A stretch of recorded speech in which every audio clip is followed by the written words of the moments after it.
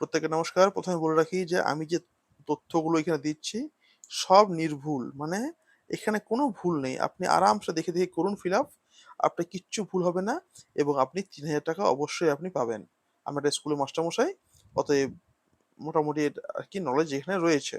চলুন শুরু করি। তাকে বলে রাখি মোটামুটি ৪ টা ভিডিও আমি আগে দিয়েছি এই ফর্ম ফিল আপ এর উপরে। পারলে দেখে নেবেন। চলুন পরপর শুরু করুন। একটু মন দিয়ে বুঝতে আর কি হবে পারবেন। দেখুন ৫ নাম্বারটা কি বলছে? ৫ নাম্বারটা বলছে, "আপনার কি কোনো ঘরের সদস্য মন্ত্রী, সাংসদ, বিধায়ক, না মিউনিসিপ্যালিটি চেয়ারম্যান, না পঞ্চায়েতে আছে?" উত্তর হবে না। কেউই কিন্তু এরা আমাদের বাড়ির কোনো মেম্বার এগুলো নয়। অতএব না হবে, না করে আপনি রেখে দিন। এবারে আপনার বাড়ির কোনো মানুষ কি সরকার থেকে পেনশন পাচ্ছে? যদি পেয়ে থাকে, যদি কেউ পায় তাহলে হ্যাঁ করবেন। যদি না পায় তাহলে না করবেন।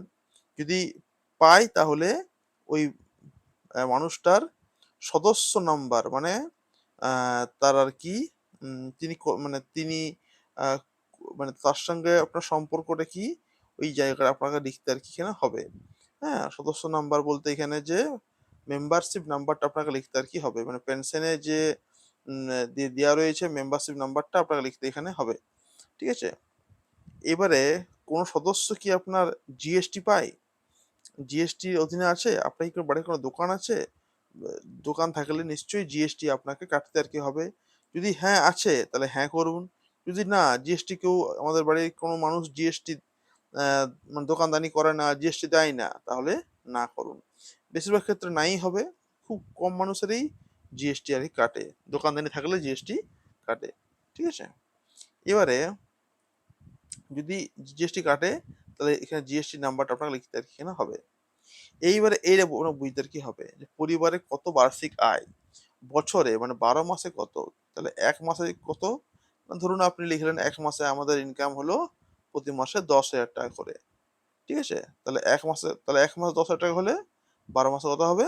১,২০,০০০ ১,২০,০০০ এটা আপনি লিখবেন। ১,২০,০০০ আপনি লিখবেন। আপনি ভালো জানবেন যে আপনার বছরে ইনকাম কত লিখবেন। ভুল লিখবেন না, একটু কম করে লিখবেন। ঠিক আছে? ইনকাম কি হয়? কম বেশি হয় তো। যেহেতু আপনি সরকারি নন, আপনি বেসরকারি তাই কম বেশি একটু ইনকাম হবেই। হুম? এইবারে এই জায়গাটা একটু বুঝতে আর কি হবে। সিএএ মানে কি? মানে হলো এটা আমাদের ভারত সরকার একটা আইন বের করেছে। আচ্ছা আপনি কি আপনি কি বাংলাদেশ থেকে এসছেন? আপনি কি এসছেন আ পাকিস্তান থেকে? নিশ্চয়ই না। তাহলে এটা লিখবেন প্রযোজ্য নয়।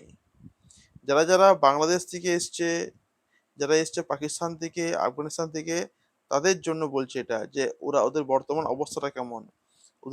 ওরা কি কোনো আবেদন করেছে? নিশ্চয়ই আপনি বাংলাদেশ থেকে আসেননি। তাই এটা হবে প্রযোজ্য নয়। সদস্য ১ এরও প্রযোজ্য নয়। সদস্য ২ এরও প্রযোজ্য নয়। এগুলো নয়। যদি আপনি এসছেন বাংলাদেশ থেকে তাহলে আপনি লিখবেন এটা। আমার মনে হয় না কেউ এসছে। ৩ নম্বর কি? আপনার কি অ্যা আপনার কি কিষান ক্রেডিট কার্ড রয়েছে? যে কার্ডটা দেওয়া হয় পঞ্চায়েত থেকে চাষীদেরকে। আপনার কি আছে এগুলো? কিষান ক্রেডিট কার্ড, মৎস্যজীবী ক্রেডিট কার্ড, শিক্ষার্থী ক্রেডিট কার্ড।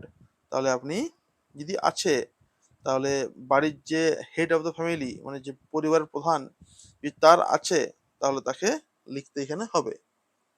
তো এখানে লিখতে আর কি এখানে হবে। ঠিক আছে? ওকে। তাহলে এইগুলো আপনি ফিল আপ করবেন।